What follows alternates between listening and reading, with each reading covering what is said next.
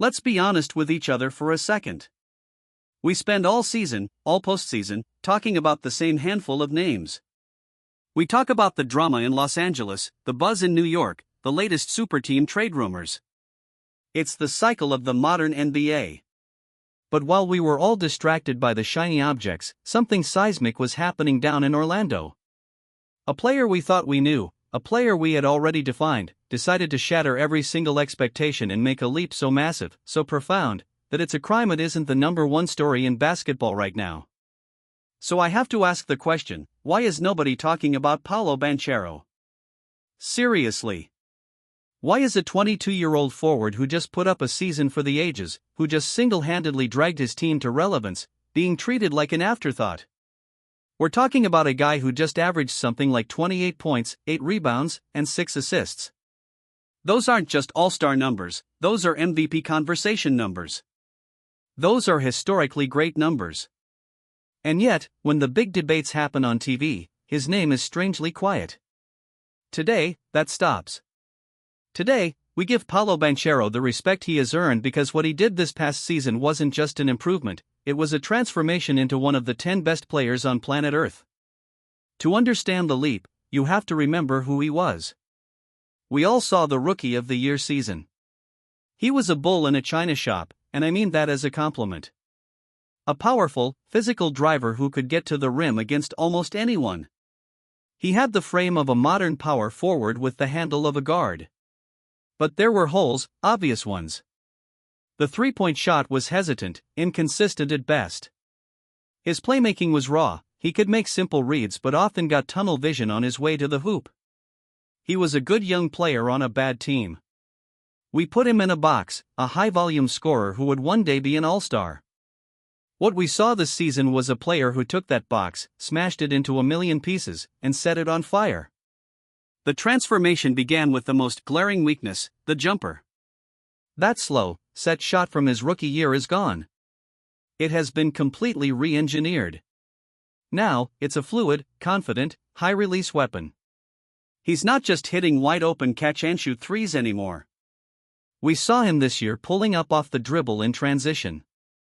We saw him using the threat of his drive to create space for a step-back three. He developed a lethal mid-range game, a go-to fadeaway over his left shoulder that became one of the most uncoverable shots in the league. He went from being a 30% three-point shooter to pushing 38% on high volume. That single improvement fundamentally changed everything. Defenses could no longer go under screens. They couldn't sag off him to protect the paint. The entire court opened up, not just for him, but for the entire Orlando Magic offense. But a jump in scoring efficiency is one thing. What truly vaulted him into the superstar stratosphere was the evolution of his playmaking. This was the most shocking part of his leap. He didn't just become a willing passer, he became a brilliant one. The Magic essentially handed him the keys and said, "You are our point forward. You are our entire offensive system." And he delivered. His assist numbers jumped from around 3 a game to over 6, but even that doesn't tell the story. We saw him orchestrating the pick and roll with the poise of a 10-year veteran. We saw him being double-teamed at the elbow, and instead of forcing a bad shot, he'd patiently wait, read the defense, and whip a perfect skip pass to a wide-open Franz Wagner in the corner.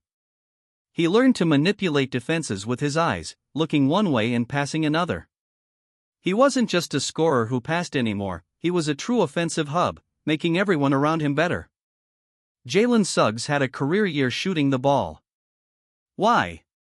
Because he was getting the easiest looks of his life thanks to the attention Paulo commanded. That's the mark of true greatness. It's not just about what you can do, it's about how you elevate the guys next to you. And then there's the clutch gene. This is the unteachable quality that separates the stars from the legends. And this season, Paulo proved he has it. Think back to that game in March against Boston. The Magic were down 6 with 2 minutes to go. The crowd was silent, it felt like another good effort loss against a top contender. And Paulo just took over. He comes down, gets the matchup he wants, bully drives his way to the rim for an and one. Next possession, Boston scores. He comes back, they double-team him, and he hits Wagner for a three. Then, with 10 seconds left, tie game, everyone in the building knew where the ball was going. He gets the inbound, waves off the screen, ISO ball at the top of the key. He takes 2 hard dribbles, a hesitation move that freezes the defender, and rises up from 18 feet.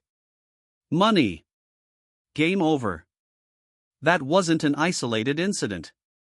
That was his entire season in a nutshell. He was a killer in the fourth quarter. He wanted the ball in the biggest moments, and he consistently delivered.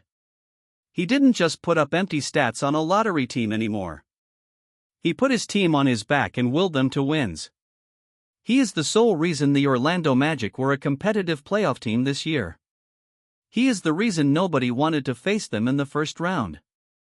This is why it's so baffling that he's not a bigger story. In a league obsessed with what's next, the next face of the NBA is staring us right in the face, and we're too busy looking elsewhere. He is a 3-level scorer, an elite playmaker, a proven clutch performer, and a committed leader, all wrapped in a 6 feet 10 inches frame. He is the total package. The Magic haven't had a player this dominant, this important to their franchise, since a young Shaquille O'Neal or a prime Dwight Howard. And Paulo has a more versatile offensive game than both of them.